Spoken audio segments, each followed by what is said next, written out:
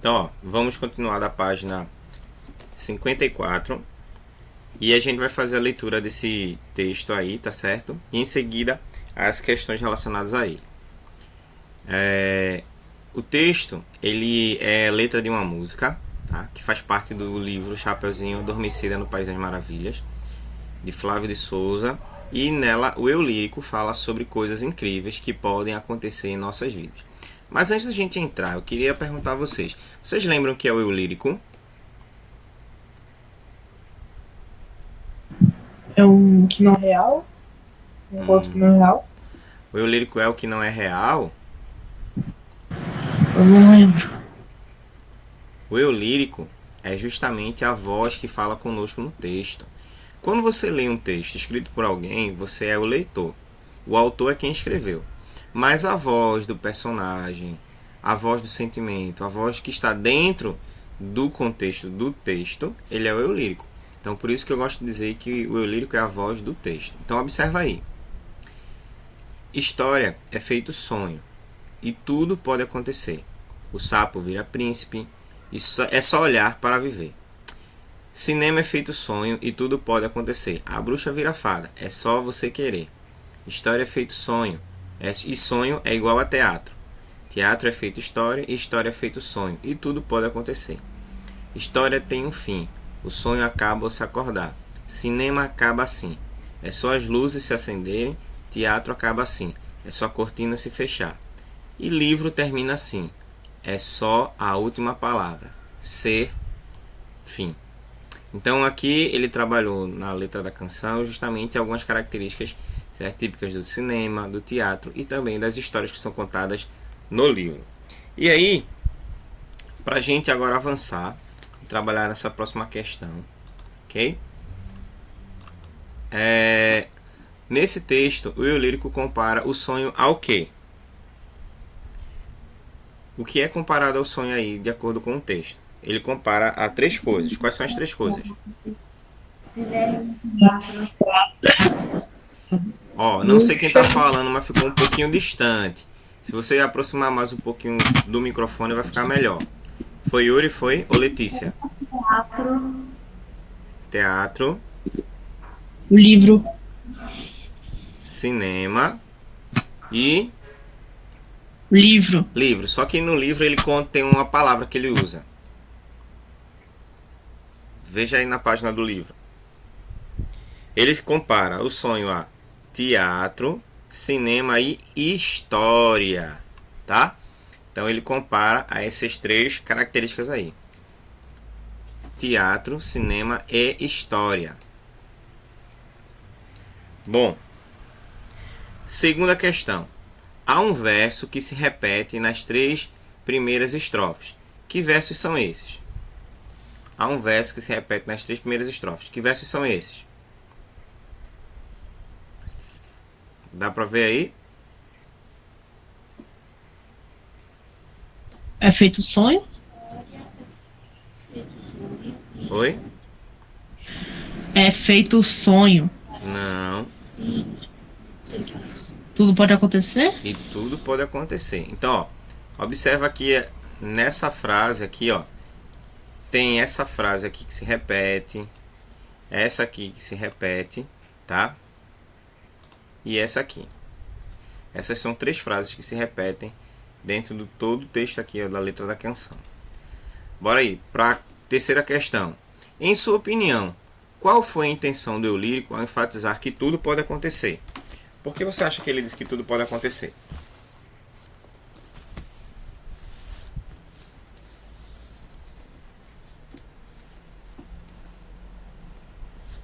Calma, gente, sem empurrar, um por vez. Porque o autor, certo, fala aqui pra gente, através do eu lírico, que tudo pode acontecer numa história. Tudo pode ser inventado. Oi? Porque história é uma fantasia. Pode ser inventado tudo que a pessoa quer. Isso, então assim, ó, a história, né? Ou E dentro também da história, você pode criar personagens com características inimagináveis e que eles vão dar vida ao texto, vão dar vida à proposta que você quer apresentar e representar dentro dessa perspectiva. Então, assim, Por isso que tudo pode acontecer na literatura. Exemplo. Gente, o homem voa. Que eu saiba não. O homem tem superpoderes. Eu saiba não. Mas quando a gente vai para um quadrinho, que é uma história também contada, o homem tem superpoderes, o homem voa, tem visão, né, além do alcance, solta raio laser pelos olhos, tem uma audição apurada, escala paredes, entendeu? Tem uma força sobre-humana. Na vida real isso não acontece. Mas na fantasia, na história, tudo é possível. Então tudo pode acontecer. Inclusive ele pode vir de outro planeta e ser parecido com um humano comum. Então é isso que na verdade o texto fala, né? Que tudo pode acontecer, que você pode criar qualquer coisa. A quarta questão aí, que já está respondida para a gente, mas não, nem por isso a gente vai deixar de refletir, lê as alternativas a seguir e assinale a que expressão tem o mesmo sentido de comparação. História é feito sonho. História é um sonho. História é como um sonho. História conta sonho. História vira sonho. Nesse caso aí, a história é como um sonho. Da ideia de comparação. Quinta questão. Quero ver se vocês estão afiados. De acordo com o texto, os elementos comparados são finitos ou infinitos? No texto, esses elementos... Ah tá, no texto, só no No texto. texto, tem que ser no texto. De acordo com o texto, é no texto. Esses elementos que se comparam ao sonho são finitos ou infinitos? Finitos? São finitos. Por quê? Porque eles acabam? Acabam. E como é que o texto mostra que eles acabam? De que forma o texto mostra pra gente que eles acabam? Volta lá no texto. Oi? Com a palavra fim. Com a palavra fim. Quem é que acaba com a palavra fim? Ponto final? Não, gente, calma. Quem é que acaba com a palavra fim? Ele compara três coisas que a gente viu aí em cima na O questão. livro. Oi? O livro. Livro não, volta pra lá. A história. A história acaba com a palavra fim. O cinema. Quando é que a gente sabe que acabou o filme? No cinema. Quando vem os créditos? Quando toca a música. Não. De acordo com o texto, gente. Não vamos com o que vocês estão achando, não. Vamos de acordo com o texto. Lá no texto. Quando é que um filme acaba pra gente? Porque tem crédito e tem pós-crédito. E fica todo mundo esperando pós-crédito. Dependendo dos filmes. Tá? Quando é que realmente o filme acaba? Quando... As luzes se acendem. Isso, no texto, quando as luzes se acendem. E o teatro? Quando é que o teatro termina? Quando a... Oi? Quando a cortina se abre. Se abre? Se fecha. Então, vê só. Dentro dessa perspectiva, essa comparação com essas três coisas finitas, tá? Por isso que elas são finitas sim, tá? A gente percebe, então, que existe essa diferença. Então, na história, o fim da história termina com o fim, a palavra fim, certo? No cinema, o filme termina quando se acendem as luzes e no teatro quando se fecham as cortinas. Então, por isso que elas são finitas. E aí, ó, releia agora os versos a seguir. História é feito sonho. Sonho é igual a teatro. E aí, era para circular, já está circulado. Se você não circulou, você aproveita para circular. Bom, os verbos dessas orações, que no caso aí é e é, indicam ações realizadas pelos sujeitos, estabelecem uma ligação entre os sujeitos e o que o informa sobre eles, ou indicam a mudança de estado dos sujeitos. E aí? O que é que indica isso aí pra gente? Calma, sem empurrar, pessoal. Dá tempo de todo mundo conversar. Todo mundo pode responder. Não se... Ligação entre os sujeitos e os que se informam sobre eles. É o segundo quadrinho. O segundo quadrinho. Então, vê só. O verbo aí, né, representado pela expressão é, tá? Que é o verbo ser. Ele representa justamente aí neste momento, nessas frases, uma ligação entre os sujeitos, que no caso aí é história e sonho, e o que esses sujeitos certo? Fazem ou têm, ou seja, tudo aquilo que está sendo informado sobre eles, tá certo? Essa é a primeira coisa que a gente vai observar. Por que a gente está falando sobre isso? Porque nós iremos falar justamente sobre o predicativo do sujeito e os verbos de ligação. Nesses versos, o eu lírico, quem é o eu lírico? Que eu esqueci agora. É a texto. A voz do texto. Então, ó, o eu lírico atribui aos sujeitos algumas características que na análise sintática são chamadas de predicativos do sujeito. O que é um predicativo do sujeito? É toda e qualquer expressão que você encontra dentro do predicado que está sendo se referindo ao sujeito. Exemplo, eu posso colocar assim: Érica é estudiosa. Então, estudiosa é uma característica de quem? Hein, gente? Érica. De Érica. Se eu disser assim, ó, Letícia é nervosa. Nervosa é uma característica de quem? De Letícia. Então, tudo aquilo que eu informar dentro do predicado que tiver relação com o sujeito é um predicativo do sujeito. Um predicativo nada mais é do que uma qualidade ou uma característica. Tá? Pensa sempre assim. É o predicativo do sujeito que assume nessas orações a função de núcleo do predicado e não o verbo, como acontece em orações com verbo indicando ação. O predicativo do sujeito geralmente faz parte do predicado da oração e vem depois de um verbo denominado verbo de ligação, que serve como a ponte entre o sujeito e a sua característica, um modo de ser, um estado atribuído a ele ou uma mudança de estado. Se eu disser assim, ó, Yuri está calmo. Quem é que está calmo? Yuri. Yuri. Mas se o Yuri está calmo, quer dizer que ele estava como antes? Nervoso. Nervoso. Yuri está nervoso, Yuri está calmo.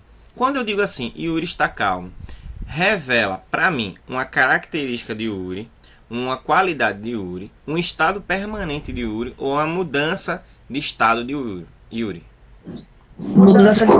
Eu mesmo. Mudança de estado. Então, vê só. O verbo de ligação, ele vai ajudar a caracterizar o predicado com uma característica, uma qualidade, um elemento, uma característica, uma condição, um comportamento que seja permanente, tá certo? Ou uma mudança de estado. É isso que a gente tem que analisar. É o que a gente está vendo aqui nessa segunda parte aqui do segundo parágrafo, tá certo? Serve como ponto entre os sujeitos a característica ou modo de ser, estado atribuído a ele ou uma mudança de estado. Além do verbo ser, existem outros verbos que fazem também o papel de verbo de ligação. São eles: estar, ficar, permanecer, parecer, virar, continuar e cadê? Isso. E ainda tem tornar-se. Só que a gente vai ver isso aí bem lá na frente. Então, esses verbos aí são os mais conhecidos: ser, estar, ficar, permanecer, continuar, parecer, virar, continuar. E outra coisa, tem outros verbos que eles podem exercer função de verbo de ligação e outros não. Por exemplo, o verbo andar. Quando você diz assim, Fernando andou 10 quilômetros. Esse andou de Fernando indica uma ação ou um estado de Fernando? Ação. Uma ação. Porque eu estou dizendo que ele andou, né? Ou seja, ele exerceu a ação de andar. Mas se eu dissesse assim, Fernando anda preocupado. E aí? É uma ação ou um estado? É um estado. Por quê? Porque andar preocupado não quer dizer que Fernando está andando assim, ó, com cara de preocupação. Não. Quer dizer que ele está preocupado. Então, essa é a diferença que a gente também tem que estar atento, tá certo? Fala em Fernando, Fernando se materializou agora. Então, o que acontece? Quando a gente trabalha com verbo de ligação, a gente tem que sempre ter em mente, ó, uma característica, um modo de ser, um estado permanente ou uma mudança de estado. Isso aí é o verbo de ligação. Vejam só nessas duas frases aí que foram tiradas do texto. O sapo vira príncipe, a bruxa vira fada. Tá? Observa aí que o vira no sentido de transformar-se, né? Nessas duas orações, o verbo virar liga o sujeito ao seu predicativo, que indica mudança de estado, tá? Esse virar aqui é uma mudança de estado, ok? No entanto, é necessário ficar atento, porque o verbo virar, ele pode não desempenhar essa função. Observa aí nas frases. O sapo virou-se e pulou na lagoa. A bruxa riu, virou-se e foi embora. Quando virar indica uma mudança de direção, não é, certo, de ligação, é de ação. Quando o verbo indicar uma mudança de estado, certo, aí sim é de ligação. Então, nessas duas frases aí, nessas duas orações, o verbo é chamado de significativo. Toda vez que você ouvir essa palavra significativo, lembre, coloque logo associado que é um verbo que indica uma ação. Indicou ação, é verbo significativo, ok? Vamos adiantar. Agora, vocês vão fazer o seguinte. Depois que a gente falar um pouquinho mais sobre o predicativo do sujeito, certo? Nós iremos aprofundar só um pouquinho mais, de acordo com esse box, e depois vocês vão relacionar as questões, indicando se o estado do sujeito é permanente, é temporário, é de continuidade de estado, é de mudança de estado aparente. Tá? A presença do verbo de ligação não é obrigatória para que haja, então, o predicativo do sujeito. Vê só. A cozinheira, vírgula, irritada, jogou o bolo pela janela. Então, irritada ainda é um predicativo relacionado ao sujeito, que no caso é a cozinheira. Certo? Mas mesmo não tendo verbo de ligação, não quer dizer que por isso não tem predicativo, não. O predicativo ele pode sim estar, certo, relacionado ao sujeito, e o verbo pode vir implícito, ou seja, de forma oculta. Agora vamos relacionar aí a essas questões para saber quem é que está fera. Os estudantes ficaram cansados. É permanente, temporário, continuidade de estado, aparente ou mudança de estado? Mudança de estado. Oi? Mudança de estado. Mudança de estado. Ficaram cansados. Mudança de estado. Isso mesmo. Os estudantes pareciam cansados. Estado aparente. Estado aparente. Estado aparente. É o que eles estavam aparentando estar, né? Os estudantes estão cansados. Estado temporário. Temporário. Temporário. Certo? Os estudantes são cansados. São cansados. Estado permanente. Estado permanente. Estado permanente. Isso. E os estudantes continuam cansados. A continuidade de estado. Então, vamos ver, ó. Continuidade de Isso. Então, o que é que a gente já percebeu aqui? Que o verbo de ligação, ele vai caracterizar, certo, o sujeito através do predicado. Então, quando você tem, por exemplo, um irmão, aí você assim, meu irmão é muito quieto. Quieto é uma característica que eu estou definindo como é meu irmão. Meu irmão é agitado. Agitado é uma característica como eu estou definindo meu irmão. E a partir desse momento que eu vou definir meu irmão, eu vou classificar ele dessa forma. Se eu digo que meu irmão é inteligente, é algo permanente, temporário, continuidade de estado, aparente ou uma mudança de estado? Se ele é inteligente. Permanente. É permanente. Se eu digo assim, ó, meu irmão está nervoso. Temporário. Temporário. Se eu disser assim, ó, meu irmão permaneceu calado. continuidade de Continuidade de estado. Se eu digo assim, ó, tua irmã parece preocupada. Estado aparente. Estado aparente. E diga assim, olha, a professora está mais calma. mudança de estado. Então, é dentro dessa característica, dentro dessa percepção que a gente vai trabalhar o predicativo. Então, já percebeu que o predicativo não é tão difícil não, né? Pelo amor de Deus, não me mate de vergonha não, viu? Agora nas outras questões. Vamos embora. Bom, vamos ler a tirinha e em seguida vamos responder aquilo que está proposto também relacionados a ela. Leia a tirinha de Níquel Náusea e alguns ratinhos encontram-se com um gato. Fujam! Um gato! Aquilo é um gato? Claro, o desenho deste livro que é ruim. E aí? Então, dentro dessa perspectiva, vamos agora responder. No primeiro quadrinho, Níquel Náusea alertou os ratinhos para que fugissem. Em sua opinião, por que eles não reconheceram o gato ao vê-lo? Porque no jornal tá diferente do que ele é. Porque o gato parecia que estava com traumatismo craniano. Menos, criatura. Ó, o gato que estava sendo contado aí na revista, no livro, era parecido com um gato na vida real? Yep. Não, né? Nem a pau. Por isso que os ratinhos eles estavam mais acostumados com a figura do rato do desenho do que da figura do rato, do gato do desenho, da figura do gato de forma natural.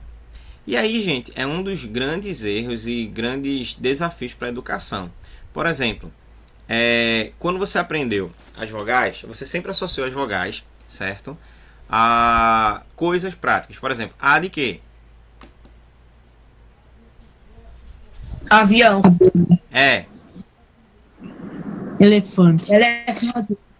I. Igreja. Igreja. O. Ovo. U. Uva. Beleza. Urso. Gente, tu já pensou o que é trabalhar dessa forma com crianças que não viram algumas dessas coisas? Como, por exemplo, trabalhar no local em que a criança nunca viu um avião. Como é que ela vai associar? Realmente. É de elefante. Como é que ela vai associar se ela nunca viu? E o de uva? Manda ela falar de dente. Ela usa todo dia. E o de uva? Se ela nunca experimentou. Então, muitas vezes, a forma como a educação ela chega, tá, para algumas pessoas, ela não atende a necessidade. Por quê? Porque a pessoa, às vezes, nem sequer, ela nem sequer saboreou uma uva para saber que U era de uva. E ela, quando ouvisse o som de U, ia lembrar associando de uva. Entendeu? Então, muitas vezes acontece isso. Foi o que aconteceu. Olha, foi o que aconteceu aqui nessa tirinha. Então, os ratinhos estavam sendo ensinados que o gato era daquele jeito. E, modéstia à parte, o gato da revista é lindo. É muito bonitinho. E eu que não gosto de gato, estou reconhecendo isso. Mas já o gato da vida real é horrível. Então, como é que os ratinhos iam ter clara certeza de que era o mesmo animal se eles nunca tinham visto um animal de verdade? Vocês estão entendendo? Quem é que estava querendo falar comigo? Era a Erika? Era. Diga. Eu nunca comi um abacate, mas eu sei que a letra A é de abacate. Mas assim, você já viu um abacate? Já. Então, é diferente. Entendeu? É bem diferente. Então, vê só. Então, por que isso acontece? E aí, justamente por isso que vocês estavam falando, né? Porque eles aprenderam que um gato era totalmente diferente do desenho para a vida real. Então, assim, existia essa diferença entre eles. Então, esse gato aí, que estava diante deles era um gato de verdade, enquanto o gato que eles tinham aprendido era um gato que estava lá no desenho. E aí a gente já falou e discutimos muito sobre isso. E qual é o humor que é causado nessa tira? Qual é a parte engraçada? A cara do gato. Né? É gato do gato. Aqui, na verdade, a parte engraçada é que ele tá o rato no terceiro quadrinho, que geralmente faz o desfecho, ele diz que o desenho do gato que na verdade que é ruim. Mas esse desenho do gato é ruim, gente? Nem bom. Não, né? Então, a graça está justamente em reconhecer que o desenho do gato não é ruim. O desenho do gato está, inclusive, muito bom. Entendeu? Então, é isso aqui. Essa é onde está o humor desta tirinha. Ok? Então, aí, quem tá com o livro vai respondendo direitinho. Porque quando nós voltarmos, certo? Eu vou dar visto nos livros, certo? E vai ter uma pontuação também especial para quem tem os livros atualizados. E o que é um livro atualizado, professor? É aquele livro que tem todas as atividades respondidas, acompanhadas, com um visto equivalente. Tá? Bora lá, avançar. Alguma dúvida? Oi. Diga. Eu tô respondendo a letra B. Mas o que? Sujeito, tu ainda tá pegando a resposta, tá enfilando. Tu não tem vergonha na tua cara, não. Ainda tá sendo gravado pra você usar isso contra você no tribunal. Eu tô pegando a resposta, mas mudando do meu jeito. Tá certo. Então, a humor se dá justamente porque o gato do desenho, segundo o Nick Náusea, certo? Ele, na verdade, é feio. Quando, na verdade, pra mim e pra você, é não, viu? É até mais bonitinho, até é simpático. Pronto? Pronto. Vamos para a letra C. Não. O quê? Não acredito num negócio desse.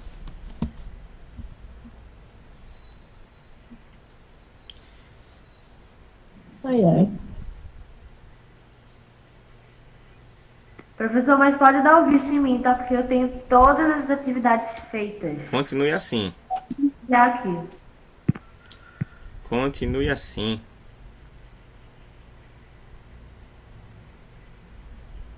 Pronto?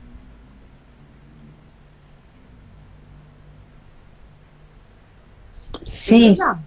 Bora embora. Letra C. Identifique nos dois primeiros quadrinhos uma oração com verbo de ligação e predicativo do sujeito. Voltando aqui para essa imagem, certo? Ó, nesse segundo quadrinho, tá? Uma oração com predicativo do sujeito. Qual é essa oração e qual é o predicativo do sujeito relacionado a ela?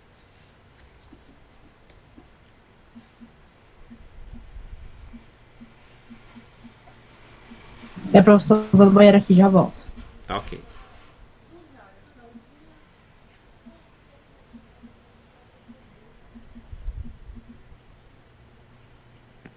Mas tá pedindo para identificar? Sim, você vai identificar nos dois primeiros quadrinhos uma oração com verbo de ligação e um predicativo do sujeito. Voltando aqui, ó. É entre esses dois, tá? Fuja um gato e aquilo é um gato. Então, entre essas duas orações aqui, qual é a oração que tem um predicativo do sujeito? A primeira ou a segunda?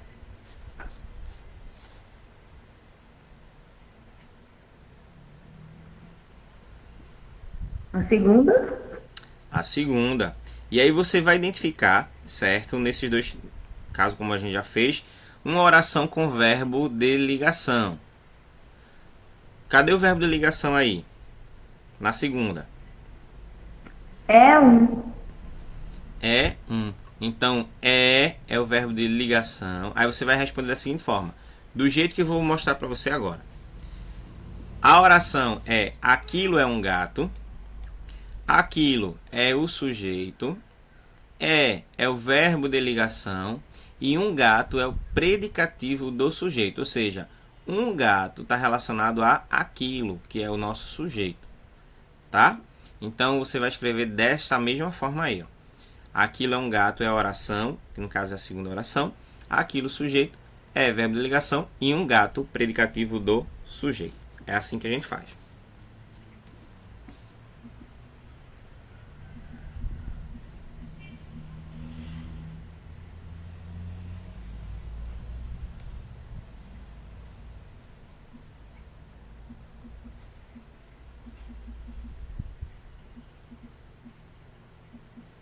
Vou ver. Pronto? Não, pera. Letra D. Não, vou sair desse slide não. Você vai fazer. Letra D. Na oração, o desenho deste livro é ruim. Qual é a função exercida pelo verbo em destaque? É ruim. Aí a função, aí você vai dizer se ele está relacionado aí, indicando, como por exemplo, um estado permanente, é aparente e outras coisas mais. O que é que esse está indicando para a gente?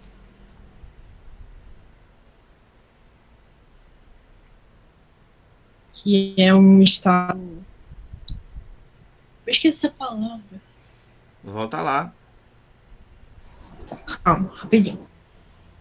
Aí você tem, ó, estado permanente, continuidade de estado, aparente, mudança de estado. Permanente. Permanente. Ok, então, o verbo de ligação é aqui, indica um estado permanente. E qual é a função, agora, qual é a função que esse verbo de ligação exerce na frase? O que é que ele faz? O verbo de ligação é usado para quê? Ele liga o que é o que? Já deu uma dica. Ele liga o que ao que? Ele liga o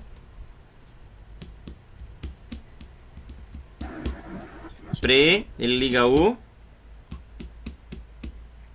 Predicativo do sujeito. Ele liga o predicativo do sujeito a quem?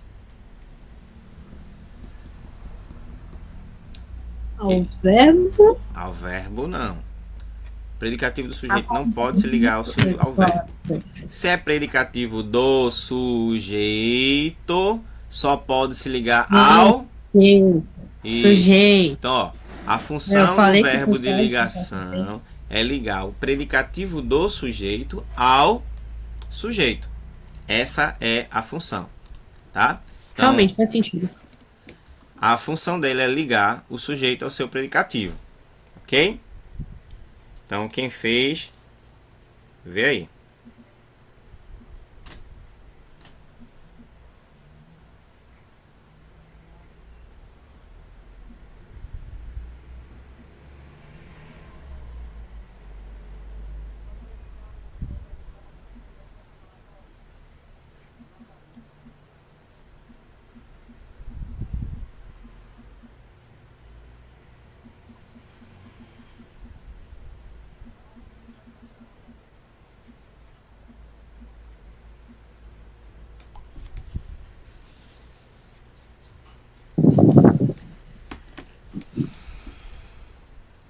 Ui. Bom, essa terceira questão eu vou repetir novamente ela aqui no próximo slide para a gente continuar. Você vai fazer da seguinte forma agora, certo? Você vai ver os verbos de ligação, que são esses aqui, ó: ser, estar, ficar, aparecer, permanecer, continuar, virar e tornar-se. E em seguida vai completar esses espaços aqui com o uso desses verbos, agora só que eles conjugados. Não é para colocar do jeito que ele está aparecendo aqui no infinitivo, não, tá? Tem que ser conjugado. Exemplo, como o rio Tietê, aí você coloca assim, continuar. Não, tem que ser o verbo conjugado. Então, bora lá. Como o rio Tietê... Continua. Não. Pega outro verbo aí. Permanece. Não, Permanece. não. Como o rio Tietê Parece. poluído. Como o rio Tietê poluído. Ficou. Nesse caso aqui pode ser ficou ou tornou-se.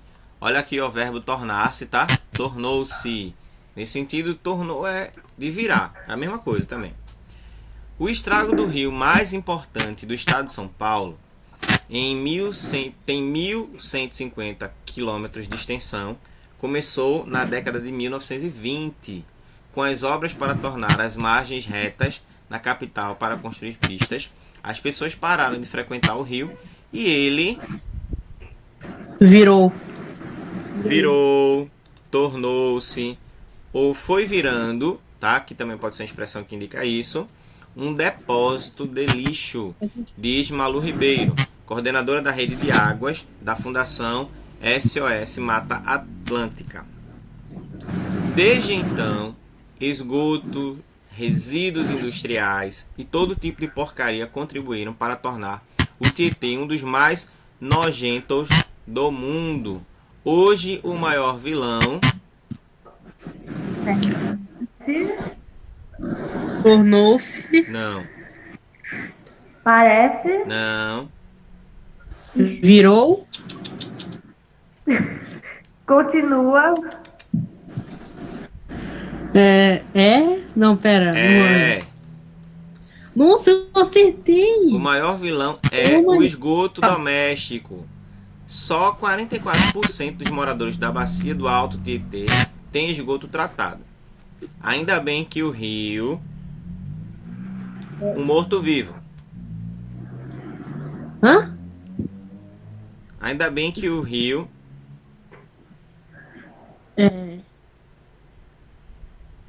Pode Continua, permanece, ser... Pode parece. ser isso. É ou parece... Ó, é ou parece um morto-vivo. Depois de apodrecer, renasce à medida que se afasta da capital. Ou seja, cada vez mais que o rio está próximo da capital, então ele vai se tornando mais poluído. E as fontes, na verdade, né, os nascedores desses rios, elas não são sujas, elas não são podres. O que empodrece, o que prejudica é justamente a ação do homem com relação ao que a gente já sabe há muito tempo na natureza.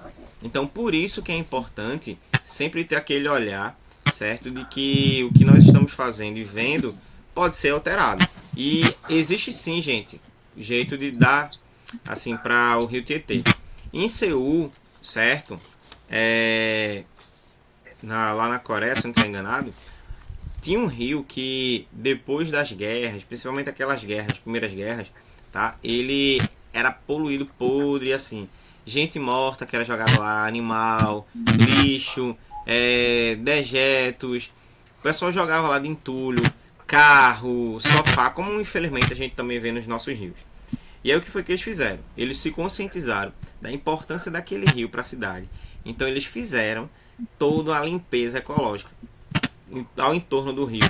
Limparam, fizeram de um jeito que hoje o rio ele é tido como um dos rios mais limpos do mundo. Por quê? Porque a população foi educada para isso. A nossa população, infelizmente, não é educada para isso.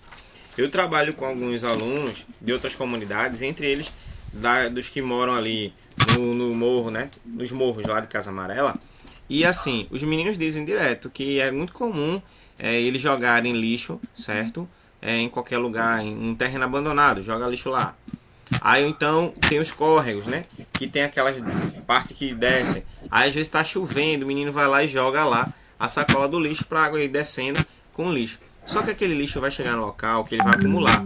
E depois a água da chuva ela vai querer passar e não vai ter espaço. Tem alguém aí que está com o microfone aberto, está estourando. E aí o que acontece? No final, a enchente, aí tá todo mundo reclamando. Porque assim, a prefeitura não toma jeito para ajudar e a população sofre. Mas a população sofre porque é a própria população que provoca o seu sofrimento. Érica, desliga o teu microfone. Tá? Ó, então é isso que a gente observa. Bora continuar. Nós iremos agora analisar a letra desta canção, tá certo? E em seguida vamos também responder de acordo com ela. Ó, tenho andado distraído, impaciente e indeciso, e ainda estou confuso, só que agora é diferente. Estou tão tranquilo e tão contente. Retire da letra da canção os adjetivos, analise-os e explique como o eu lírico. Quem é o eu lírico, gente, para não esquecer? Quem é o É a lírico? voz do Isso. É a voz do Esquece não, mata titio de saudade não, viu? Quero todo mundo inteligente. Ó, o que é que acontece? E depois vocês vão dizer o que o eu lírico estava sentindo. Bora lá? Qual o primeiro adjetivo que a gente encontra aqui nesse primeiro verso?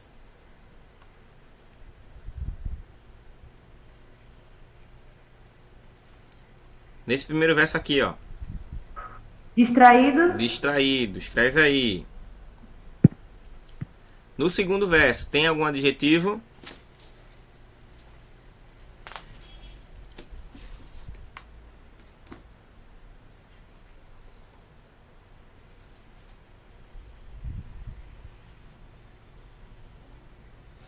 No segundo verso, tem algum adjetivo?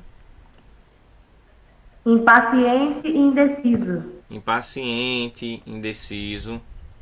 No terceiro verso, confuso, confuso. No quarto, tem algum?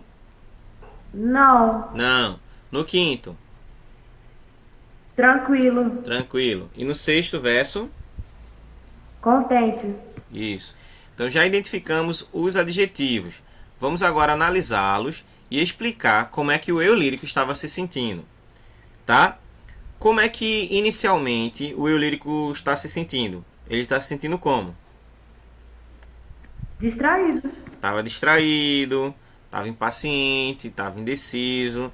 E depois o que foi que aconteceu com ele?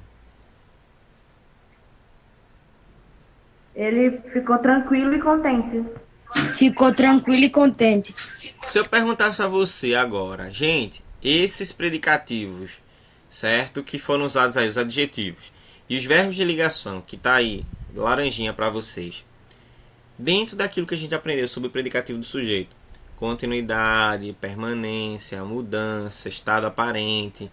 Qual dessas características revelaria para nós como é que está o sujeito? Ele está com o quê? Uma constante Mudança mudança de quê? de estado. Mudança de estado. Então, ó, esses adjetivos revelam para nós que o sujeito está constantemente mudando de estado. Ele sai de um momento calmo para um momento agitado, de indeciso para decidido. Tem hora que ele está confuso, tem hora que ele está contente. Então isso revela uma dificuldade de entender um pouco mais sobre o caráter e a vida deste sujeito. Porque ele é indeciso, ele é confuso, gente. Ele não sabe o que ele está vivendo. Tá certo? Então é tudo isso aí que a gente percebe dentro do texto. Bora continuar. Reescreva agora essa estrofe, substituindo os verbos em destaque por outros de ligação. Todo verbo aí que seja laranja, você vai substituir por outro, certo? Mas tem que manter o sentido. Por exemplo, tenho andado distraído. Que verbo de ligação poderia substituir andado?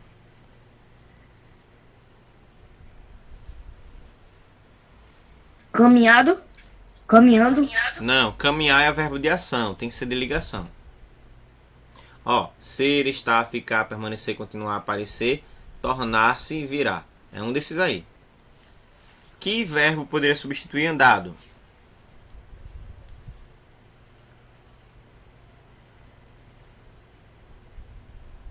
Continuar. Tenho estado distraído. Tenho estado distraído.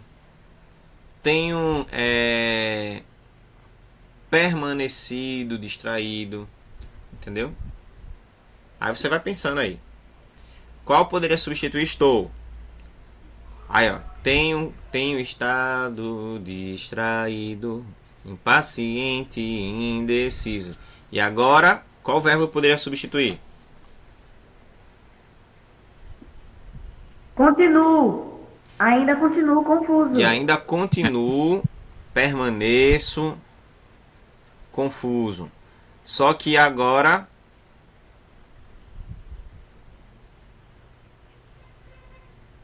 Só que agora tornou-se diferente. tornou-se diferente, parece diferente, estou diferente. Estou tranquilo. E esse estou? Tor... vi- Estou. Fico.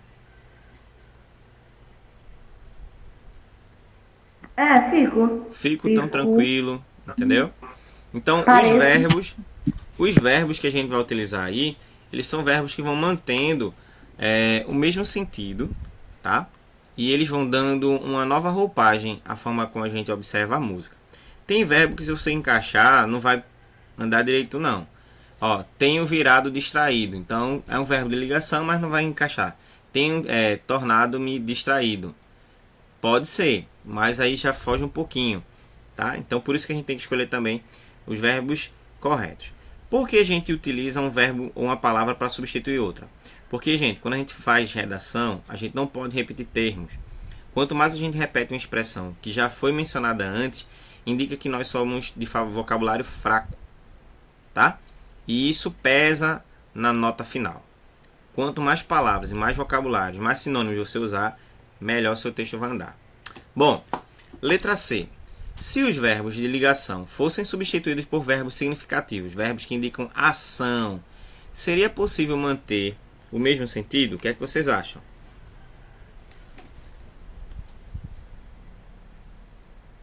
Se um verbo de ligação que indica um estado, uma continuidade, uma mudança de estado, fosse substituído por um verbo que indica uma ação, ia manter o mesmo sentido? Sim ou não?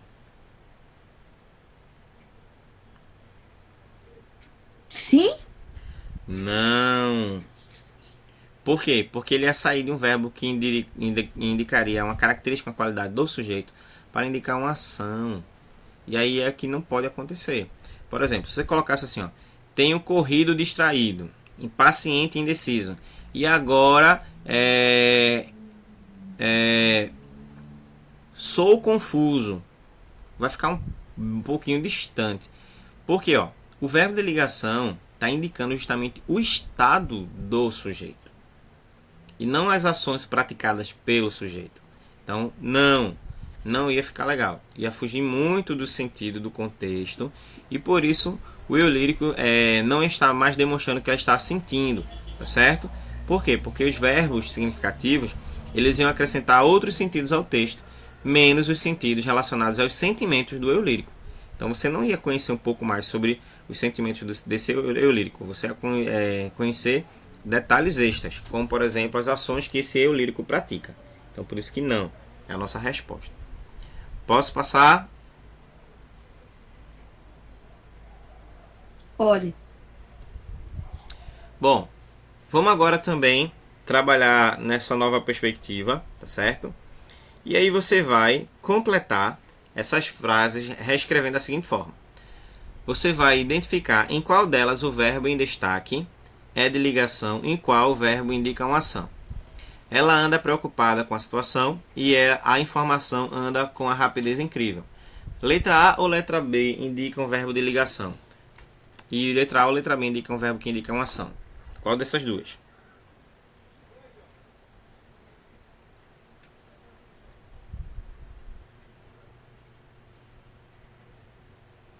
A letra B é de ligação. A letra A é de ligação e a letra B é significativo, que é um verbo de ação. Por que, professor, a letra A é de ligação? Ela anda preocupada, ela está preocupada. A informação anda com a rapidez. Ela está com rapidez? Não. Anda com rapidez quer dizer que ela acelerou, andou, caminhou, avançou. É nesse sentido, tá? Então, a letra A é de ligação e, neste caso, anda indica que preocupada é o predicativo que está relacionado ao sujeito ela. E anda, que é o verbo de ação, indica, certo, que o movimento em que a informação está andando, ou seja, expandindo, avançando, certo? Indo adiante. Bom, depois de fazer isso aí, na segunda questão aqui, vamos escolher 3 palavras, certo? E dentro dessas 3 palavras, vamos criar 3 frases. Você tem o grupo A, que é o grupo dos sujeitos, o grupo B, que é o grupo dos verbos de ligação, e o grupo C é o grupo dos predicativos do sujeito. Forme uma frase usando uma palavra de cada grupo. E aí, quem será o primeiro a formar a primeira frase para eu ver?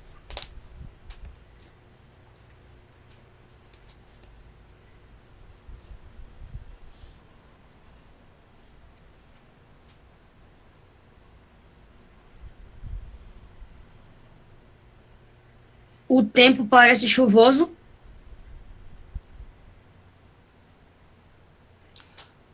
Pode ser.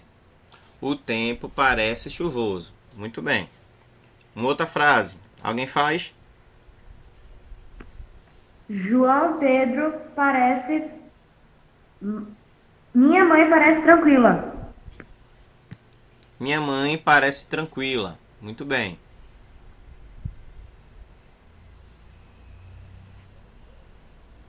Mais alguém? As histórias continuam. As histórias estão ficando divertidas. Pode ser. O cachorro é inteligente. O verbo ser, você pode conjugá-lo. É, foi, era, são, tá? As histórias são divertidas.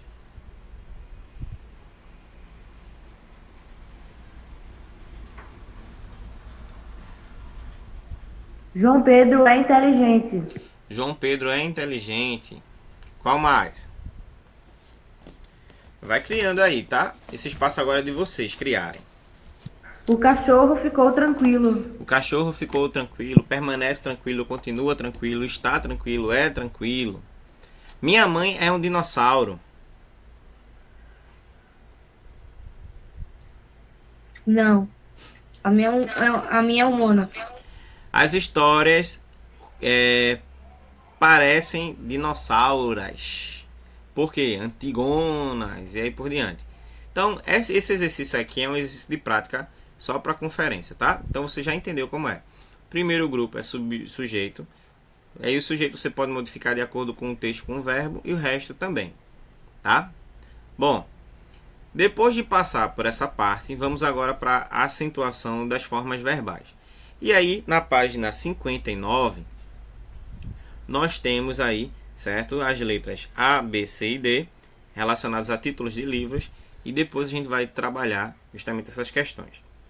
Todos têm um corpo, criança curiosa, de onde as coisas vêm, girafa tem torcicolo, conversa vai, conversa vem. Então, compare os títulos A e C, todos têm um corpo e girafa tem torcido. Qual é o sujeito do verbo ter no título A? Qual é o sujeito de que o texto está falando no título A? De que todo mundo tem corpo? Sujeito. O sujeito é sempre aquela expressão que vem, certo? Antes do verbo. No título A, qual é o sujeito? Todos. Todos, muito bem. Todos está no singular ou no plural? Plural. Plural. Então, ó, o sujeito do A é todos e ele está no plural, tá certo? E qual é o sujeito do verbo ter no título C?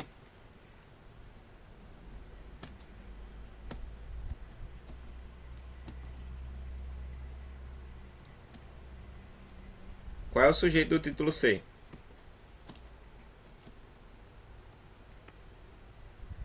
Girafa. Girafa. Ela está no singular ou no plural?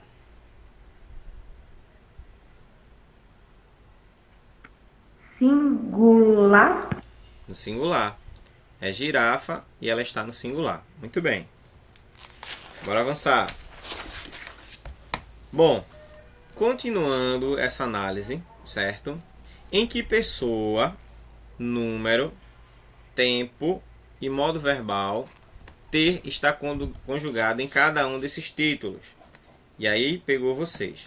Na letra A, em que pessoa? Primeira, segunda ou terceira? Número, singular ou plural? Tempo, presente, pretérito ou futuro? E modo, indicativo, subjuntivo ou imperativo, tá? E está o verbo ter. No caso, no titular, todos têm, ó, todos têm um corpo. Esse tem está em qual pessoa? Primeira, segunda ou terceira? Segunda. Segunda? Não. Qual é o pronome que você poderia colocar para substituir a expressão todos?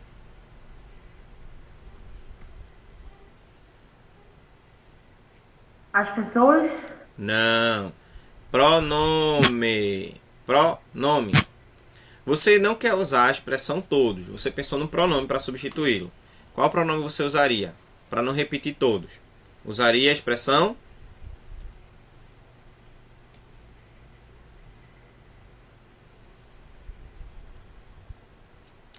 eles. Eles. Então, eles é primeira, segunda ou terceira pessoa? Terceira pessoa. Terceira pessoa. Singular ou plural? Plural. Então já respondemos a pessoa e o número. Terceira pessoa do plural.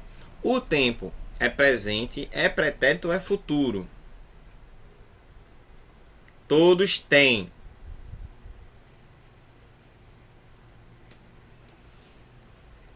Presente. Presente. E o modo? Indicativo, que indica certeza. Subjuntivo, que indica dúvida. Ou imperativo, que indica ordem. Todos têm. Certeza. E qual é o modo? Indicativo, subjuntivo ou imperativo? Indicativo. Isso, então, ó, letra A. Terceira pessoa do plural. no tempo presente do indicativo. Aí você respondeu as 4 perguntinhas aí, ó. Letra A. Terceira pessoa do plural, presente do indicativo. Aí responde o tempo e o modo. Bom, e na letra C? Será que é a mesma coisa? Será que são os mesmos sujeitos? Lá na letra C, voltar aqui, ó. Girafa tem torcicolo. Quem é o sujeito aqui já é girafa. Se eu quisesse hoje substituir a palavra girafa para não repetir o termo girafa, por qual pronome eu usaria essa substituição? Girafa pode ser substituída por qual pronome? Bora, gente. Só estou escutando uma pessoa respondendo, viu?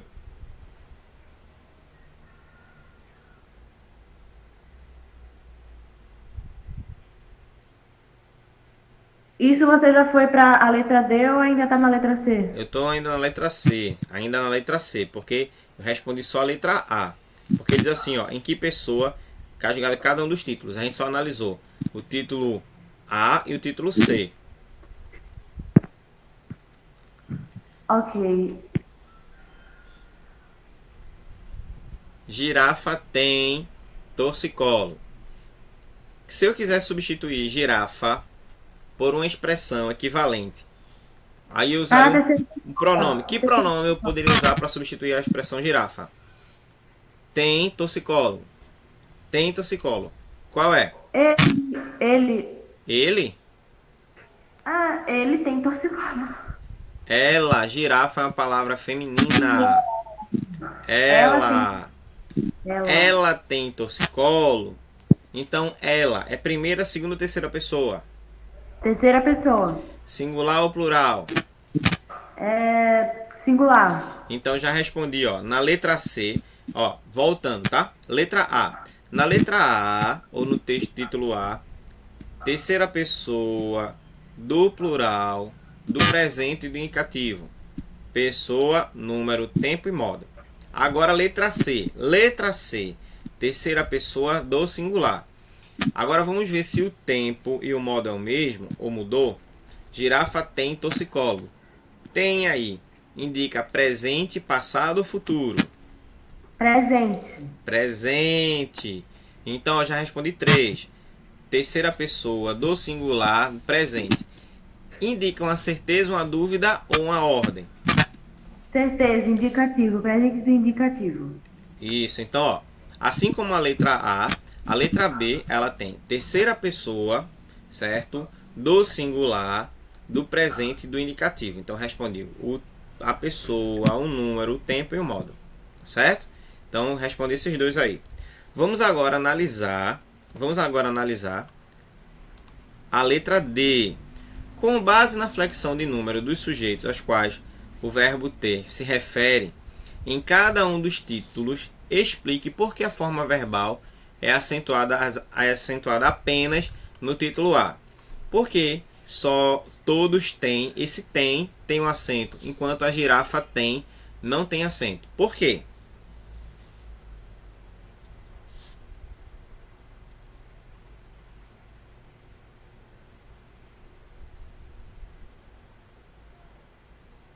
Só estou vendo uma pessoa respondendo. Quem não estiver respondendo vai levar falta, viu? Bora, gente.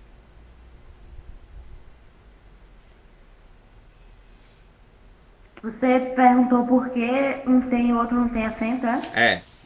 Depois de analisar os dois aí, por que é que um leva acento e outro não leva acento?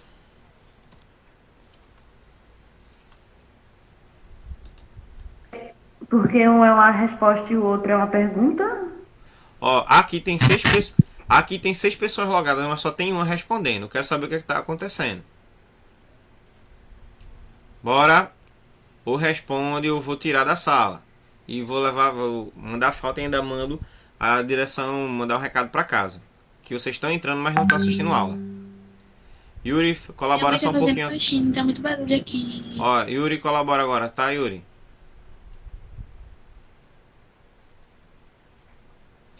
Mas dá para responder, se você analisar a imagem, dá para responder. Larissa colocou, Letícia também. Fernando, esse Sazuki aqui, que eu não sei quem é. certo? E Tainá. Bora, gente.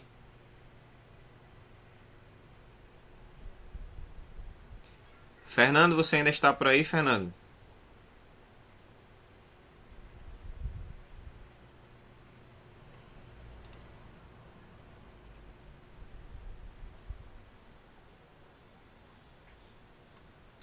Certo, presta atenção. Sazuki tá por aí ainda? Tainá.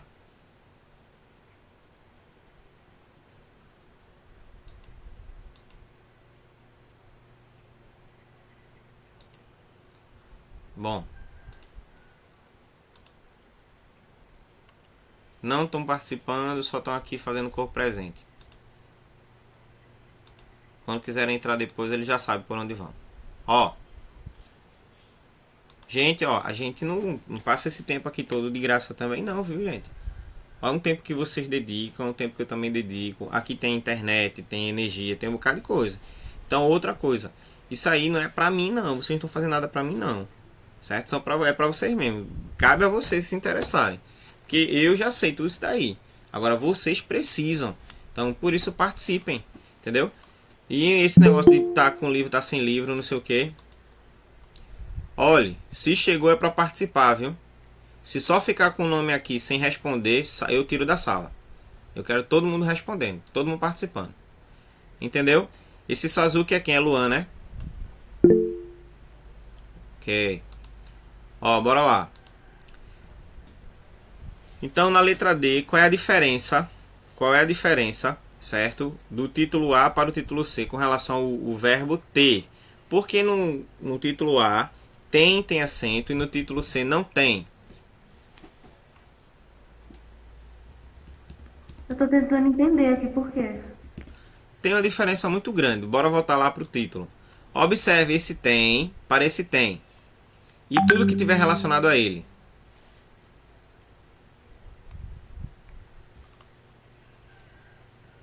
Porque em todos tem torcicolo, ou todos têm um corpo, tá no plural, tá falando de muitas pessoas. E a girafa tem torcicolo, tá falando somente da girafa. Isso, então, ó, você já matou a charada. Quando o sujeito ao qual o verbo está se referindo estiver, certo? Tira aqui, estiver no singular, não tem acento. Quando o sujeito ao qual o verbo estiver se referindo estiver no plural, tem acento. Essa é a diferença. No primeiro caso, todos têm, é porque todos é o sujeito no plural. Logo, tem que concordar com o sujeito. Ele também tem que ir para o plural, certo? Aí, uma forma de representar o plural é colocar o acento em cima do é. Então, esse tem é sempre com acento. É outra coisa que eu digo a vocês. Gente, isso cai muito em redação, tá certo? Muita gente perde ponto porque vai se referir a um sujeito usando o verbo ter e ao invés de trabalhar ele de forma na concordância, singular com singular, plural com plural, ele coloca o sujeito no plural e o verbo no singular. O verbo no plural tem que estar com acento. Essa é a diferença da letra A para a letra C. No caso de girafa, como é singular, não precisou do acento. Entenderam aí? Muito bem. Segunda questão, tá? Segunda questão, vamos lá. Agora observe os títulos B e D, de onde as coisas vêm. E conversa vai, conversa vem.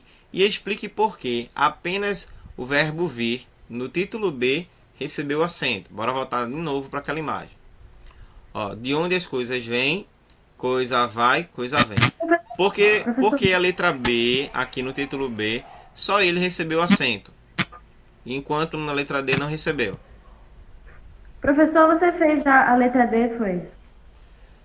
Tô fazendo. A letra D foi. A letra D já foi? Aham. Já foi respondido. E aqui, ó, na segunda questão, tá? Porque apenas no título da letra B tem acento e no título da letra D não tem. A mesma regra daqui, ó. Quem pode me explicar?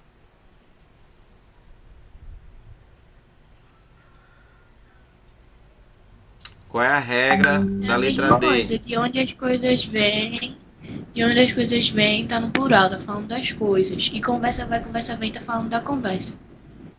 No singular. Então, ó, a mesma regra. O que acontece com o verbo ter acontece com o verbo vir, não ver, tá? Se o sujeito estiver no singular, o verbo fica no singular sem acento. Se o sujeito estiver no plural, o verbo vai para o plural com acento. A única diferença é essa, tá certo? No título B tem acento pro vem, porque o sujeito é coisas está no plural.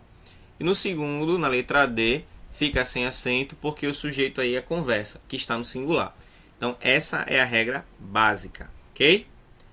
Vou adiantar porque eu perdi muito tempo aqui. De acordo com as regras de acentuação, os monossílabos tônicos terminados em M não recebem acento. No entanto, os verbos tem, ter e vir e seus derivados na terceira pessoa do plural, eles têm sim acento, tá? Então, tudo que for derivado de ter e de vir, aí eles recebem acento. Então, por exemplo, o verbo manter e conter, que é derivado de ter. Então, mantém no singular não tem acento, mantém no plural tem acento.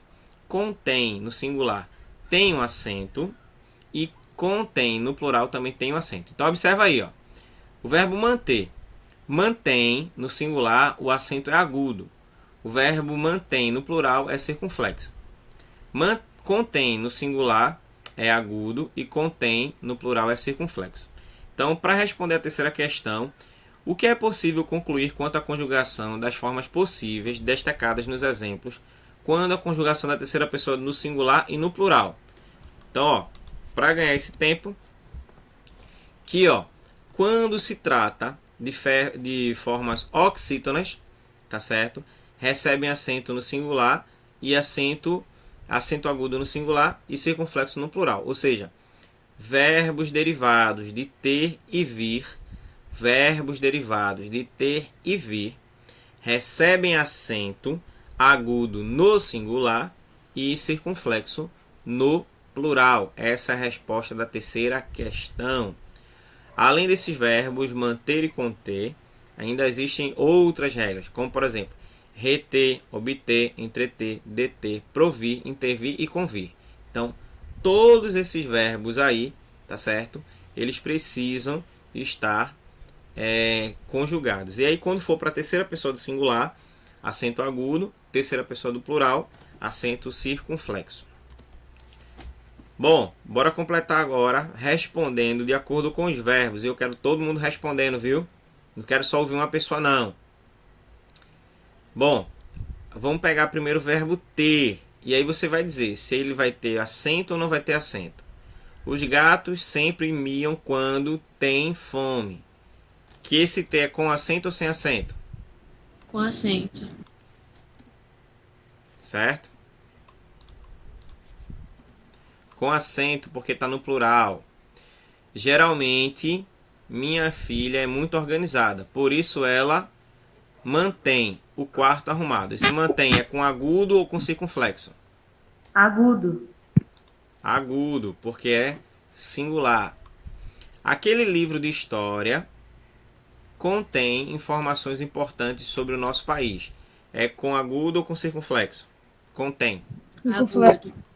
Agudo, porque é singular. Algumas nuvens escuras que vêm do oceano indicam chuva forte. É com acento ou sem acento? Com acento. Com acento, porque está no plural. Se elas vêm escuras, é com acento. Bom, nessa segunda questão, já está respondido aqui, ó. Você vai colocar acento de acordo, certo, com as regras. Laura tem todas as respostas das questões de matemática. Como Laura é o sujeito simples, o tem fica sem o acento. Diversas ONGs têm lançado programas de combate à fome no Brasil. Como ONGs está aqui, ó, no plural, e diversas também, tem, vai para o plural recebendo acento. Todos os anos, milhares de estudantes vêm para nossa cidade para prestar vestibular. Vem no verbo vir aqui, ó, vai para o plural, logo é sem acento. A sua ajuda sempre vem em boa hora. Então fica no singular sem o acento. Ok? Bora continuar. Terceira questão da página 61, para quem está acompanhando, não está dormindo e não está fazendo missa de corpo presente. Elabore frases com os verbos a seguir, conjugando-os no presente do indicativo e aplicando adequadamente as regras de acentuação. Sobre o verbo deter, terceira pessoa do singular. Tá? Como é que poderíamos escrever uma frase com deter na terceira pessoa do singular? Escreve aí para mim.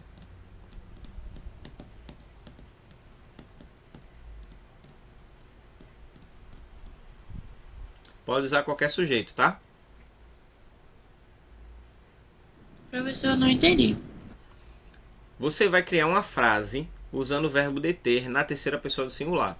Depois criar outra frase, usar o verbo conter na terceira pessoa do plural. É assim. Ele vai deter aquela pessoa. Ele vai o quê? Deter aquela pessoa. Não, você não vai poder repetir o verbo deter. Você vai conjugar na terceira pessoa do plural, do singular. Detém. Ele detém o quê? Aquela pessoa. Ele detém aquela pessoa. Esse detém. Aquela. Esse detém é com agudo, sem agudo ou sem acento? Agudo. Agudo. Ele detém aquela pessoa. Nesse caso aí tem agudo. O livro sugeriu aqui, ó, o personagem chamado Rodrigo. Então, Rodrigo detém o conhecimento necessário para ser aprovado no concurso. Esse detém está no singular, logo é acento agudo. Uma frase com o verbo conter, no plural, no caso aqui no plural, terceira pessoa do plural, como é que ficaria? Eles contêm um aparelho grande. Como é esse contém? É circunflexo. Isso. Eles contêm um aparelho grande. O verbo coloca aqui, ó. Os pães que sua mãe comprou contêm muito glúten, tá? Então, porque o sujeito aí está no plural, o verbo vai para o plural.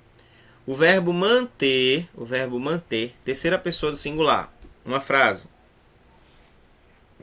Ele mantém o quarto arrumado. Pronto, tá ótimo. Ele fez o quê? Letícia disse, ele mantém o quarto arrumado. Ele mantém o quarto arrumado. Isso. A universidade mantém a data do vestibular. Aqui é uma sugestão, tá, gente? Não é para fazer igual, não. É uma sugestão. E o verbo reter, terceira pessoa do plural. O que é reter? Reter é segurar. Ah, tá. Eles retêm Sim. prisioneiro. Pode ser. As batatas retêm muita água. Então o verbo reter é esse aí, tá certo? Ó. Gente, vê só. Eu preciso que vocês participem das aulas. Porque senão vai ficar difícil. Eu não quero ficar falando para as paredes não, tá certo? Na verdade aqui eu vou ficar falando para as telas. Então, a participação de vocês é importantíssima. Porque é vocês quem vão me dar o feedback do que vocês estão entendendo ou não. Porque se eu falo, vocês ficam calados, pra mim, eu estou entendendo que vocês também entenderam. E aí eu sigo. Lá na frente eu só não entendi nada, posso fazer nada, porque eu já passei. Então, por isso, eu preciso do retorno de vocês. Tá certo? Professor, Oi. sinceramente eu nem ligo. Ano passado teve uma matéria de matemática financeira sobre um assunto. Até hoje a gente ainda está fazendo sobre o mesmo assunto. Vai terminar o ano e é o mesmo assunto. Mas às Matemática vezes não é nem o financeira. mesmo assunto, às vezes é continuação. Mas vamos lá. Texto dissertativo, gente. Só para a gente recapitular o que a gente já sabe sobre ele, tá? Bom, o texto dissertativo é um tipo de texto argumentativo e opinativo. Argumentativo porque você vai poder argumentar. Exemplo, num debate no qual a gente vai também promover para a gente conversar um pouquinho, cada um de vocês vai ter a oportunidade de defender um ponto de vista. Então, para isso, vocês vão argumentar. E através dessa argumentação, vocês não podem simplesmente colocar, porque eu acho. Não. Achar, todo mundo acha. Só que a gente precisa provar o porquê a gente acha. E aí, no tribunal, quando um advogado, tanto de defesa quanto de acusação, eles se colocam contra o réu, que no caso aí é a pessoa que eles estão querendo ou absolver ou condenar, eles têm que ter bons argumentos. E esses argumentos vêm com prova relacionada à pesquisa, a algo que realmente foi comprovado de que realmente o acusado fez ou não fez. Então tudo isso daí vai servir de base. E a opinião, a opinião também ela é importante, só que até mesmo para opinar, você tem que ter alguma comparação, algo que você pode utilizar, certo? Para se amparar, ou seja, como uma base, para que você possa então defender o seu ponto de vista. Então, o texto dissertativo é esse. É o texto, gente, do Enem. É o texto de uma seleção para um emprego. É o texto da entrada de uma faculdade. Tá? É o dissertativo. Então, você precisa conhecer para falar. Há 5 anos atrás, mais ou menos, acho que foi nessa época, mais de 500 mil alunos foram,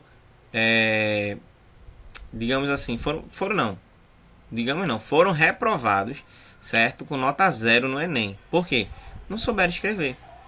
E talvez seja justamente porque essa parte aqui, ó, não tiveram bons argumentos, entendeu? Não souberam trabalhar bem essa questão.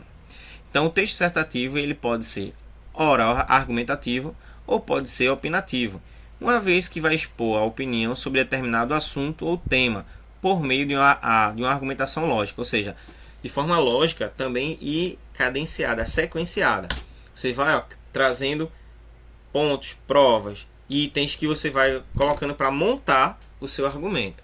Por exemplo, quero ouvir de vocês agora, certo? Neste exato momento, e eu quero muito que vocês participem, sobre a questão do caso que aconteceu com aquela menina de 10 anos, né? Que aí ganhou uma repercussão grande no Brasil, no mundo, com relação ao estupro e o aborto praticado, tá certo? E aí, você nesse caso, você se colocaria contra ou a favor?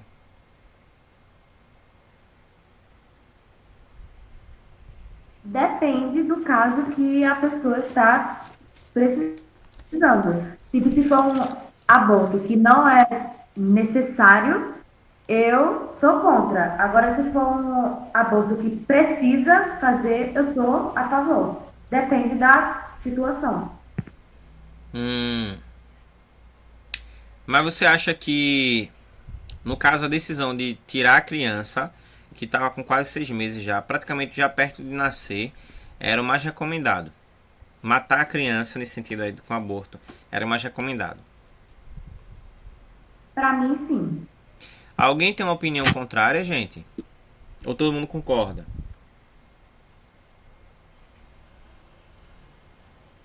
O que é, professor? Você é favorável com essa questão do aborto que foi praticado com essa menina de 10 anos, vítima de um estupro? Tipo, se eu sou contra ou a favor disso? Do aborto. Porque, ó, levando em consideração, viu, gente? A menina não foi vítima de estupro. Ela foi vítima de estupros. Ela passou anos sendo estuprada. Entendeu? Diga. Assim, levando Pode falar. em conta de que como o senhor falou, ela foi anos estuprada, algo que foi, tipo, é um estupro em si, então é contra a vontade dela, obviamente, porque ela tem 10 anos. Então, assim, depende muito dos casos. Assim, eu sou a favor do aborto, mas não no sentido de mães que não se previnem e, sabe? Pessoas que abortam por tipo, não quero essa criança. Mas, porque tipo, acho que vai atrapalhar a ela fez vida, né? com consciência. Que tem umas que dizem que vai atrapalhar a vida. Filho agora vai atrapalhar a vida. Sim, mas no caso da menina de 10 anos, ela era uma criança que poderia pôr em risco a vida dela também. Então, assim, eu sou a favor na questão dela. Mas em mães que falam que fazem e depois falam, vai atrapalhar minha vida, não sei o quê, e abortam, aí já é algo totalmente diferente. Mas, assim, sobre ela, eu apoiei até o fim de deveria ocorrer o aborto. Porque tudo bem que era outra vida, mas e a vida dela, sabe? Ela só tinha 10 anos e ela sofreu por muito tempo isso. Então, eu sou a favor do aborto, na questão dela. Algum dos meninos aí podem falar também. Um outro menino.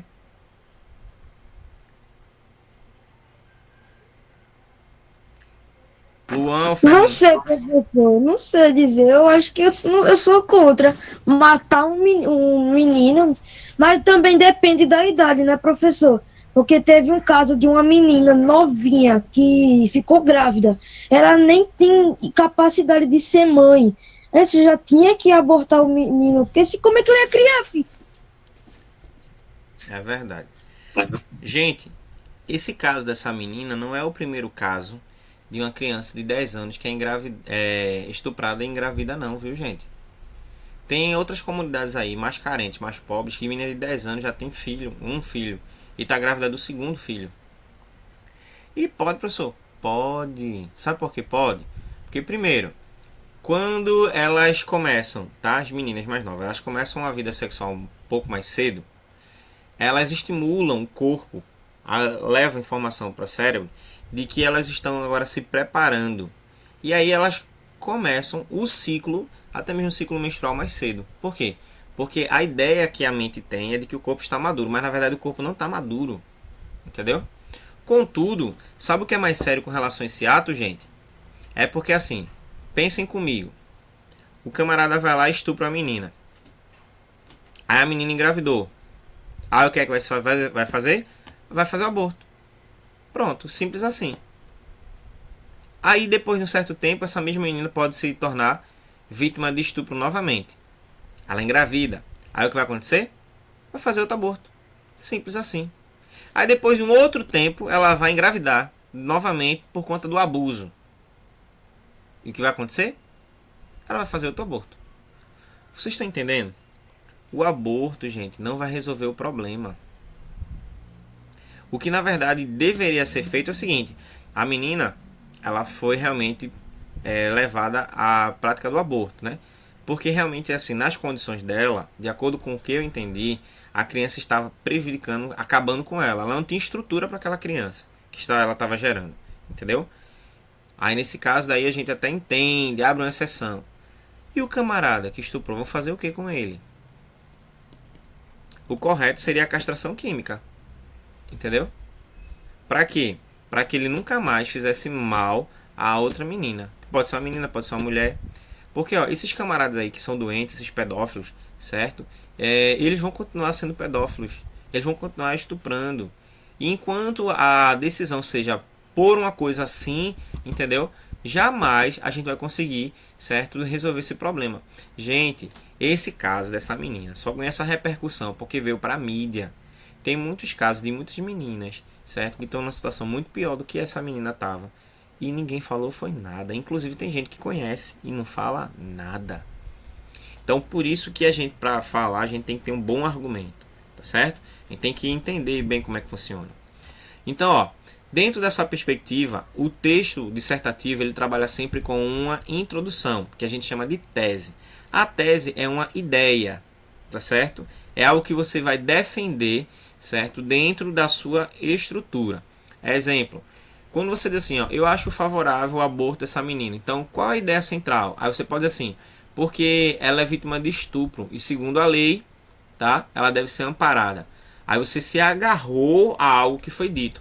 A sua ideia central é essa. Eu sou contra o aborto. Por que você é contra o aborto? Porque mais importante do que a violência é a vida. E a criança que está sendo gerada não é responsável. Aí você está se agarrando à vida da criança. Vocês estão me entendendo? Então a tese vai ser a ideia que você vai querer defender. E é aquilo que você vai tentar provar mediante os argumentos que você vai elaborar ao longo do caminho. Tá dando para me entender, gente, direitinho ou não? Sim. No desenvolvimento, que a gente chama de antitese ou antítese, certo? Você vai desenvolver argumentações através de opiniões. Então, de acordo com alguém que comentou um outro dia, essa opinião ela pode ser de senso comum. O que as pessoas pensam? Aí você pode usar dados. Esses dados podem ser um comparativo entre, por exemplo, voltando para esse tema, né? Crianças com até 10 anos que foram estupradas no Brasil e engravidaram, e crianças com até 10 anos que foram estupradas em outros países. E qual foi a medida tomada em outros países? Aí você vai trazer para fazer uma comparação. você vai fazer levantamentos para justificar, né? Porque a criança de 10 anos não pode ter uma criança, pode gerar outra criança. Aí você vai levantar essas informações. Se por um acaso ela tivesse essa criança, tá? Quais seriam os métodos e qual seria o procedimento da equipe para ajudá-la? Aí você tinha que levantar também as estatísticas, quantas crianças, quantas meninas de 10 anos que engravidaram morreram no parto ou tiveram complicações, quantas crianças que engravidaram, vítimas de estupro, sobreviveram após o parto, entendeu? Então, levantar essas estatísticas, fatos e exemplos sobre o tema. Então aí você vai trazer, por exemplo, depoimentos de pessoas que engravidaram cedo e abortaram e tiveram complicação no útero, ou que engravidaram cedo, ou por estupro, ou por realmente assim relaxamento, porque achavam que não ia engravidar e acabaram ficando agora certo com essa responsabilidade de cuidar de uma criança cuidando de outra criança, tá? Então fatos, exemplo, tudo aquilo que você vai usar para argumentar. É onde você vai mais defender a sua ideia, vai ser dentro do desenvolvimento, tá certo? E quando ele coloca aqui, ó, propriedade, não é falar eu acho, eu penso, eu sinto, não, falar mesmo, eu entendo, e fale como se alguém realmente conhecesse do assunto, ok? E a conclusão, que é a parte em que você vai dar o desfecho daquela história. A conclusão é a nova tese. A primeira teoria é sobre a questão do aborto, né? Ser favorável à vida da criança estuprada e favorável à vida da criança gerada. E a nova tese é justamente aquilo que você vai levar as pessoas a ouvir você, que foi o que você mais trabalhou. Ou seja, por que você quer defender a vida da mãe? Por que você quer defender a vida da criança? E aí você vai dizer, né, que apesar disso, aquilo outro, você vai tentar finalizar com a sua proposta, que é justamente chamar as pessoas para essa reflexão, para que elas pensem de forma diferente. Tentar convencer quem é favorável ao aborto a ser favorável à vida e tentar convencer quem é favorável à vida a ser favorável ao aborto. Vai depender do que você realmente está trabalhando, tá certo? Quais são os tipos de dissertação que nós trabalhamos? Então, tem a argumentativa e a expositiva. A argumentativa, a ideia dela é só realmente defender um ponto de vista e levar outra pessoa, no caso a mim e a você, a sermos convencidos com o posicionamento desse ponto de vista. Então você pode argumentar muito bem e levar com que outras pessoas concordem com você e mudem de opinião, que é o mais importante, tá certo? Porque o objetivo final é tentar persuadir e convencer o leitor a mudar de ideia e começar a concordar com você. No tribunal, o advogado de defesa ou de acusação, eles tentam ganhar a simpatia do júri. E o júri, analisando todas as provas, todos os fatos, ela vai dizer quem está falando a verdade e quem está falando a mentira. Às vezes, gente, a pessoa é culpada e ela é inocentada porque quem está defendendo ela tem argumentos tão bons que eles conseguem convencer o júri a absolvê-lo. E ele acaba sendo absolvido. E às vezes o camarada é culpado, é inocente, e ele é muitas vezes tão apresentado como culpado, que por mais que o advogado de defesa dele se esforce, o de acusação trouxe tantos argumentos convincentes que ele acaba mudando a posição e a postura do júri. E acaba o júri condenando essa pessoa inocente. E tem muitos casos assim, viu? Muitos casos assim. De pessoas inocentes que foram tidas como culpadas e culpados que foram tidos como inocentes por conta de argumentação. Já na parte expositiva, certo? Você trabalha na perspectiva de entender, certo, o que você vai falar. A expositiva, como o nome já fala, é uma exposição. Você vai escrever, você vai apresentar, como a gente está trabalhando aqui na aula. É uma exposição. Só que aí você vai trabalhar junto dentro dessa questão, né? Você vai fazer com que o seu leitor, tá? Ou o seu ouvinte, ele possa também ser convencido, mas não a partir de argumentos, e sim de teorias. Você vai mostrando fatos, vai mostrando ideias, vai mostrando conceito, vai mostrando conteúdo. E a pessoa vai lendo e vai concordando. Vamos lá. Exemplo. Professor, Oi. mas de uma certa forma, uma coisa leva a outra. Diga. Tipo, se a gente apresenta as nossas teorias, o que a gente pensa, a nossa opinião sobre essa coisa, de uma certa forma a gente também quer convencer a pessoa de que aquilo que a gente está falando tem um certo sentido. Então, assim, uma coisa acaba levando a outra. É verdade, mas ó, vai lá. Eu chego para falar para vocês assim, ó, que fumar é prejudicial à saúde.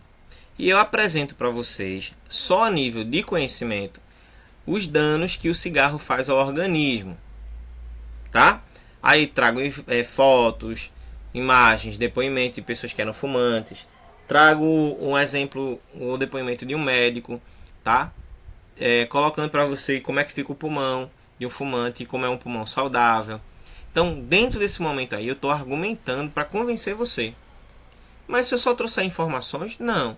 Como por exemplo, se eu disser, ó, gente, ó, fumar é prejudicial à saúde porque ela traz complicações no ato respiratório, mas eu não estou com a intenção de convencer você a nada.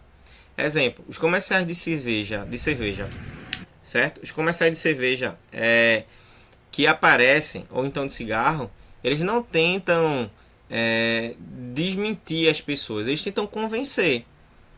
Só que aí, vai quem quer, entendeu? Já observou que comercial de cerveja sempre tem mulher nua, assim, né? Na praia, de biquíni. Aham. E beber, naquela perspectiva dali, dá a ideia de liberdade. Que só é bom beber se você estiver na praia. Infelizmente, é essa associação de ideias. Aí o que acontece? Quando a gente trabalha um texto que a gente só traz exposição, a gente está falando daquilo que a gente acredita. Você pode falar, por exemplo, sobre a importância de preservar o meio ambiente. Aí você fala, né, que o meio ambiente é importante para a vida na Terra, não só da espécie humana, mas de outras espécies. Você está expondo, você está falando, mas você não está tentando, de certa forma, convencer ninguém por argumentos. É essa a diferença da exposição para o argumento. E aí, como nós já vimos... Vamos ver agora um exemplo de texto dissertativo argumentativo. Certo? E aí, o que acontece? A gente percebe com isso... Deixa eu tirar aqui, que tem até uma voz fantasma minha. E aí, a gente tem aqui, ó, um exemplo de texto dissertativo argumentativo e dissertativo expositivo. Quando é que ele é expositivo? Quando ele só traz informações. Quando é que ele é argumentativo? Quando ele tenta convencer você a concordar com o que está sendo colocado. Em pleno século XXI, é salutar refletir sobre a importância da preservação do meio ambiente, bem como atuar em prol de uma sociedade mais consciente e limpa. Observe, ó, atuar em prol, tá chamando você, ó, para fazer parte. Já ficou mais que claro que a maioria dos problemas dos quais enfrentamos atualmente nas grandes cidades foram gerados pela ação humana, convencendo você. De tal modo, podemos pensar nas grandes construções alicerçadas na urbanização desenfreada ou no simples ato de jogar lixo nas ruas. A poluição gerada, impregnada nas grandes cidades foi, em grande parte, fruto da urbanização desenfreada ou da atuação de indústrias. Porém, deveres não cumpridos pelos homens também proporcionaram toda essa sujidade. Nesse sentido, vale lembrar que pequenos atos podem produzir grandes mudanças. Ó, convencendo novamente. Ao invés de jogar lixo, né, tá, nas ruas, guarde no bolso. Ó, convencendo. Atire somente quando encontrar uma lixeira. E no argumento, você pode também utilizar verbos no modo imperativo. Já no expositivo, observa que a ideia é só trazer informação. Os relatórios das organizações das Nações Unidas sobre a gestão e desenvolvimento de recursos hídricos alertam para a preservação e proteção dos recursos naturais do planeta, sobretudo a água. Sendo assim, as estatísticas apontam para uma enorme crise mundial na falta de água a partir de 2025, de forma que atingirá cerca de 3 bilhões de pessoas e que pode provocar diversos problemas sociais e de saúde pública. Um dos maiores problemas apresentados pela ONU é a escassez da água, que já atinge cerca de 20 países no mundo, ou seja, 40% da população do planeta. Os estudos completam que a água doce do planeta está em risco, vistas as mudanças climáticas registradas nas últimas décadas. Então, ó, trouxe um argumento, tentando convencer o leitor. O outro trouxe uma exposição apenas de ideias. Então, essa é a diferença de um texto dissertativo para um texto expositivo. Bom, o que é que nós iremos fazer para a próxima aula? E aí eu quero combinar com vocês, tá certo?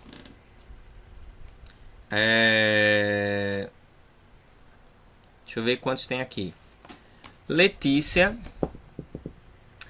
e Yuri. Letícia e Yuri.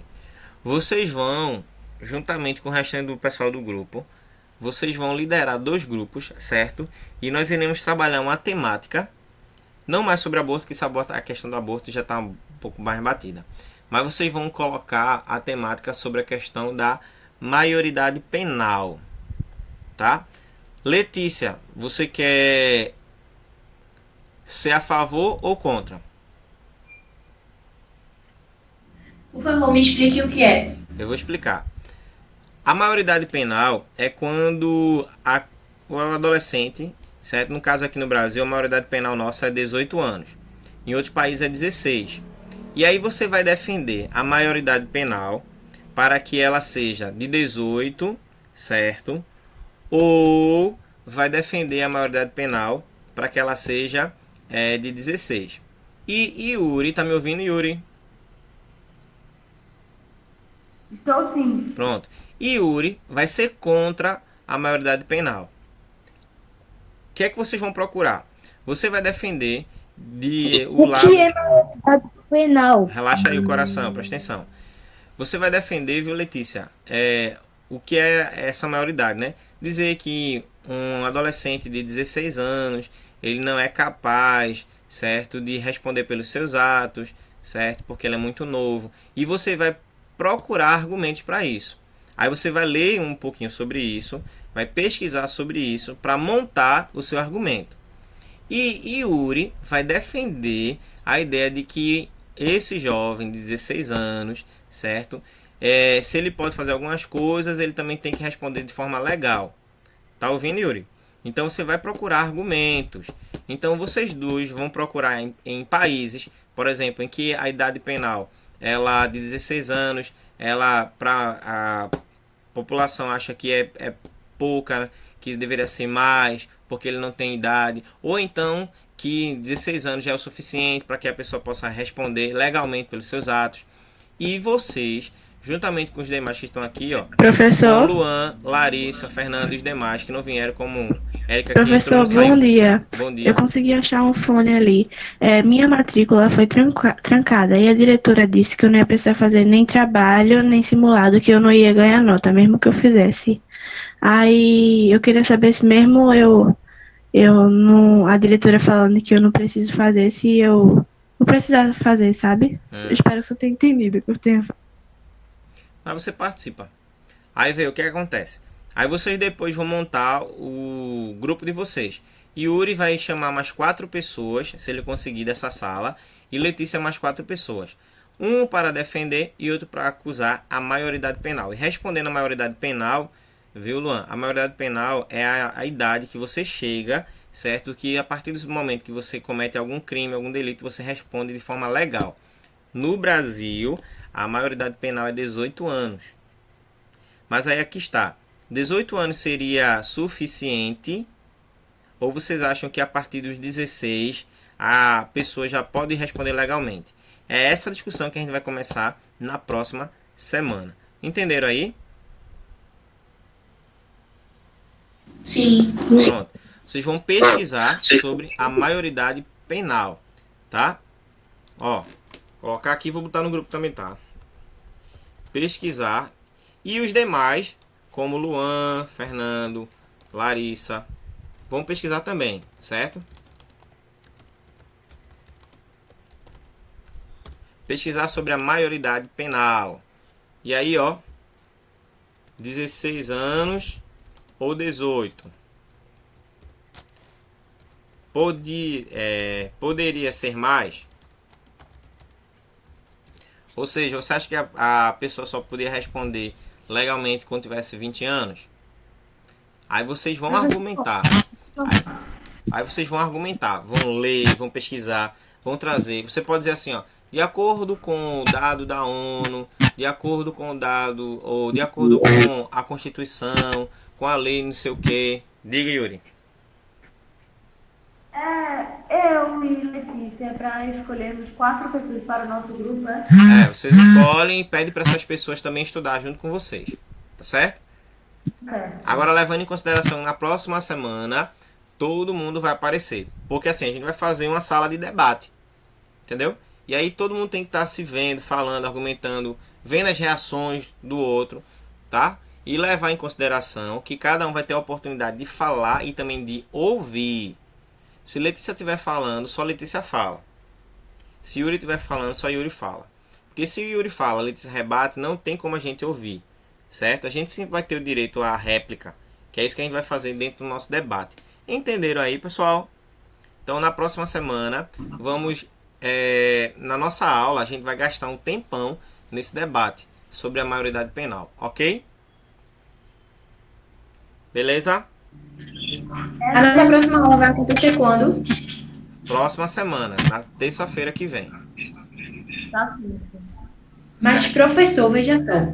A gente vai ter simulado quinta-feira. Quinta. A gente precisa de tempo. É quinta-feira. A gente precisa- Você pode fazer uma pesquisa, aí você vai lendo, vai grifando. Não é trabalho para apresentar, é só para falar. Você vai argumentar, é só isso.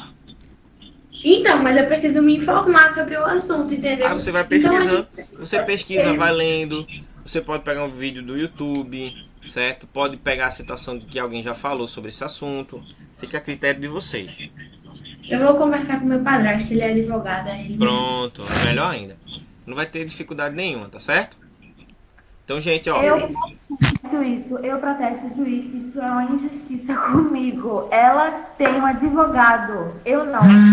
Mas Eu aí protesto. o advogado vai falar não, viu? Quem vai falar é você. E ela não vai falar não. Ela tem que pesquisar a parte dela. Ó, gente, eu vou precisar sair porque daqui a pouco eu tenho aula com o 6º ano. A gente se vê na próxima semana, certo? E estou querendo realmente trabalhar com vocês para ver o que é que a gente consegue desenvolver dessa parte, tá? Boa tarde para vocês, bom dia e a gente vai se falando. Tchau, tchau, tchau.